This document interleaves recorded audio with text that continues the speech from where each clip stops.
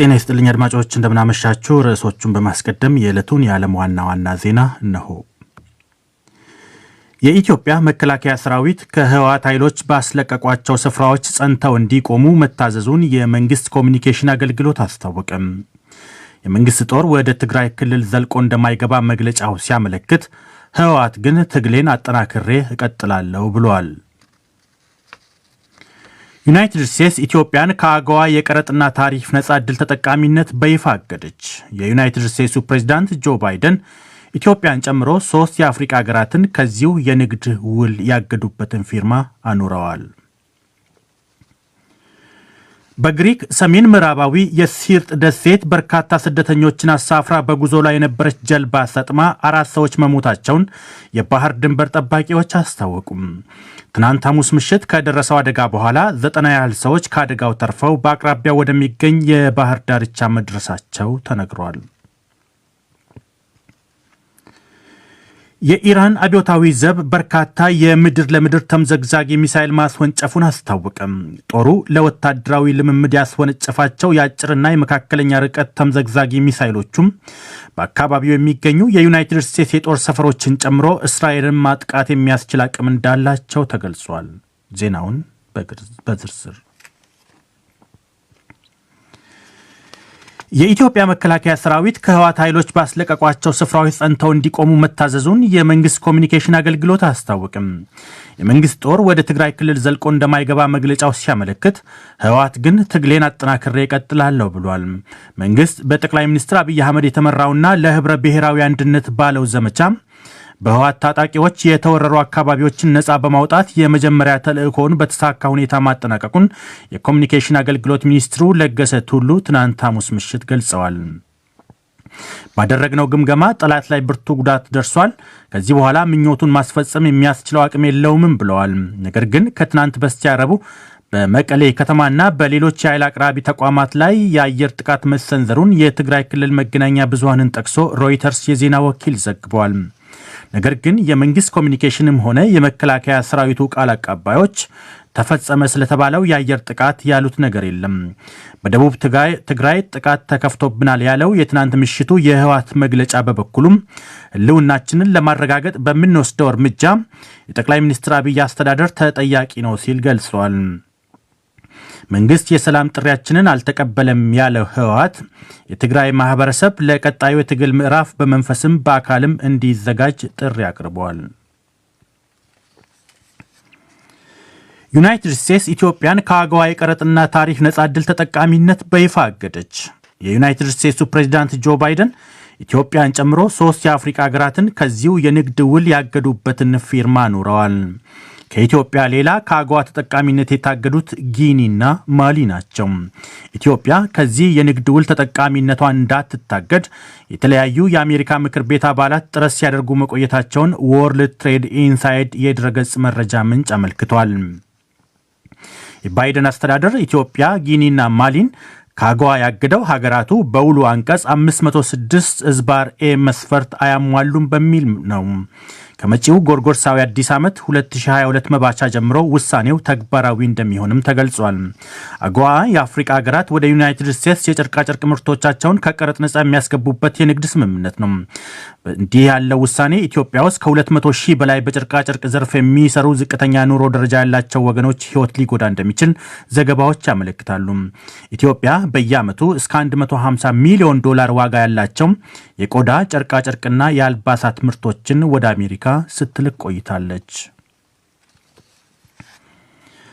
በአማራ ክልል ከጦርነቱ ጋር በተያያዘ ከ11 ሚሊዮን በላይ ህዝብ አስቸኳይ ምግብ እርዳታ እንደሚያስፈልገው የክልሉ መንግስት አስታወቀም። በጦርነቱ የተፈናቀሉ አብዛኞቹ ወደ ቀያቸው መመለሳቸውንም ክልሉ ገልጿል። የክልሉ አደጋ መከላከል ምግብ ዋስትናና ልዩ ድጋፍ የሚያስፈልጋቸው ማስተባበሪያ ኮሚሽነር ዘላለም ልጅአለም ዛሬ በሰጡት መግለጫ እንዳሉት በክልሉ ከነበሩት 2 ሚሊዮን 100 ሺህ ተፈናቃዮች መካከል በመንግስት ድጋፍና በራሳቸው መንገድ ወደ ቀያቸው የተመለሱ ሲሆን አሁን በመጠለያ ጣቢያ ያሉት ከ170 ሺህ አይበልጡም ብለዋል። እስካሁን ባለው 160151 ተፈናቃዮች እኛ ባቀረቡን ትራንስፖርት ወደ ቀያቸው የተመለሱበት ሁኔታ አለ። በራሳቸው የሚሄዱት ሰፊ ተፈናቃይ ቁጥር አለ። ስለዚህ እስካሁን ድረስ ሰፊ ቁጥር ያለው ተፈናቃይ ወደ ቀየው እየተመለሰ ነው ያለ። ቀሪዎችን ደግሞ እስከ በዓል ከመድረሱ በፊት ወደ ቀያቸው ተመልሰው ህብረተሰቡ ጋር ተቀላቅለው ህይወታቸውንና ኑሯቸውን የሚገፉበት ሁኔታ ለመፍጠር ነው እየሰራን ያለው። ኃላፊው አያይዘውም ተፈናቅለው የነበሩና በጦርነት ቀጠና ውስጥ የነበሩ በሚሊዮኖች የሚቆጠሩ ወገኖች እርዳታ እንደሚፈልጉ አመልክተው መንግስታዊ የሆኑ ተቋማት ባለሀብቶችና መላው ህብረተሰብ ድጋፉን እንዲሰጥ ጠይቀዋል። በቅርቡ የኮምቦልቻ የእርዳታ እህል በህወሓት መዘረፉን ምክንያት በማድረግ የዓለም የምግብ ፕሮግራምና ሲአርኤስ ለደሴና ኮምቦልቻ ምግብ ማሰራጨት አቁሞ እንደነበር ያስታወሱት ኃላፊው ነገር ግን አሁን የምግብ ስርጭት መጀመራቸውን የባህር ዳሩ ወኪላችን አለምነው መኮንን ዘግበዋል። በአርቲስት ሃጫሉ ሁንዴሳ ግድያ ተጠርጥራ የተከሰሰችው ላምሮት ከማል ጥፋተኛ በተባለችበት የወንጀል ክስ ከበቂ በላይ በመታሰሯ በዛሬው ዕለት ከፍርድ ቤት እንድትለቀቅ ወሰነም። አርቲስቱ በተገደለበት ሰኔ 22 ቀን 2012 ዓ.ም ምሽት አጠገቡ የነበረችው ላምሮት ከማል 1996 በወጣው የወንጀል ህግ አንቀጽ 32 እና በጸረ ሽብር አዋጅ ቁጥር 1176 ዝባር 2012 አንቀጽ 3 ተከሳ ለአንድ ዓመት ከ5 ወር ገደማ በእስር ቆይታለች። ዛሬ ከቀትር በኋላ በአዲስ አበባ ያስቻለው የፌዴራሉ ከፍተኛ ፍርድ ቤት ልደታ ምድብ ችሎት ተጠርጣሪዋ በቅርቡ የወንጀል ህግ አንቀጽ 575 ዝባር 1ን በመተላለፍ የተከሰሰችበት ወንጀል መርምሮ ነው ካለምንም ተጨማሪ እስራት እንድትለቀቅ ውሳኔውን የሰጠው። የፌዴራል ከፍተኛ ፍርድ ቤት ልደታ ምድብ ችሎት ትናንት ላምሮት ከማልን ጥፋተኛ ብሎም የግራ ቀኙን አስተያየት መርምሮ የቅጣት ውሳኔ ለመስጠት ለዛሬ መዝገቡን አሳድሮ ነበር። በዛሬው ችሎትም ተጠርጣሪዋ በተከሰሰችበት የወንጀል አንቀጽ የቅጣቱ ጣሪያ የ6 ወር እስራት መሆኑንና ችሎቱ መዝገቡን መርምሮ የ4 ወራት ቀላል ውሳኔ እንዳሳለፈባት ተብራርቷል። ይህ ዶይቼ ቬለ ነው።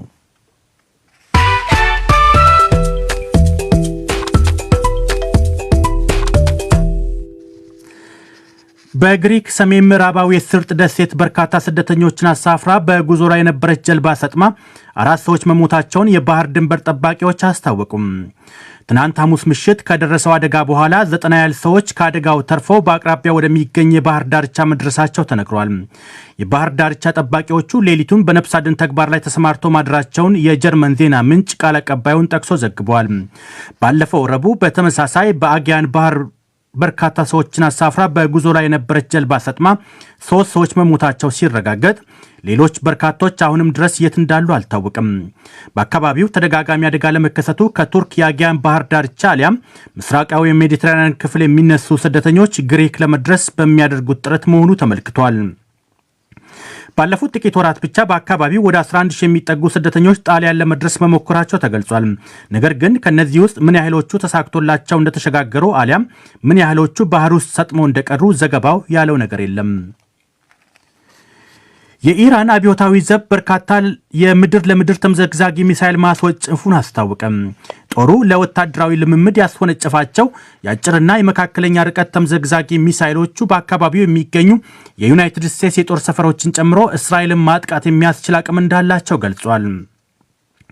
ኢማድ፣ ጋድር፣ ሴጅል፣ ዘልዛል፣ ዜግፉል እና ዞልፋጋር የተሰኙ ስሞች የተሰጣቸው ሚሳኤሎቹም ከ350 እስከ 2000 ኪሎ ሜትሮች ርቀው የሚገኙ ኢላማዎችን መምታት እንደሚችሉም የአሶሺየትድ ፕሬስ ዘገባ ያመለክታል። በልምምድ ወቅት የተተኮሱ ሁሉም ሚሳኤሎች በአንድ በረሃማ ስፍራ የተቀመጠላቸውን ኢላማ በትክክል መምታታቸው ተነግሯል። የኢራን ጦር አዛዥ ሜጀር ጀነራል መሐመድ ሁሴን የጦሩ ልምምድ ለቅርብ ጊዜው የእስራኤል በኢራን ላይ ከንቱ ዛቻ ላሉት አጸፋ የተሰጠበት ነው ብለዋል። እስራኤል የኢራንን የኒውክሌር መርሃ ግብር በስጋት ትመለከታለች።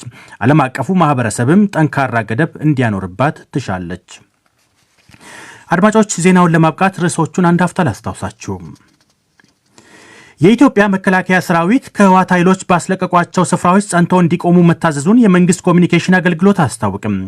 የመንግስት ጦር ወደ ትግራይ ክልል ዘልቆ እንደማይገባ መግለጫው ሲያመለክት፣ ህወሓት ግን ትግሌን አጠናክሬ እቀጥላለሁ ብሏል። ዩናይትድ ስቴትስ ኢትዮጵያን ከአጎዋ የቀረጥና ታሪፍ ነጻ ዕድል ተጠቃሚነት በይፋ አገደች። የዩናይትድ ስቴትሱ ፕሬዚዳንት ጆ ባይደን ኢትዮጵያን ጨምሮ 3 የአፍሪካ ሀገራትን ከዚሁ የንግድ ውል ያገዱበትን ፊርማ ኑረዋል።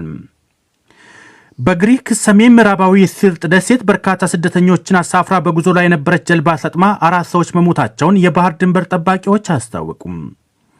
የኢራን አብዮታዊ ዘብ በርካታ የምድር ለምድር ተምዘግዛጊ ሚሳኤል ማስወንጨፉን አስታወቀ። ዜናው በዚሁ አበቃ። ጤና ይስጥልኝ።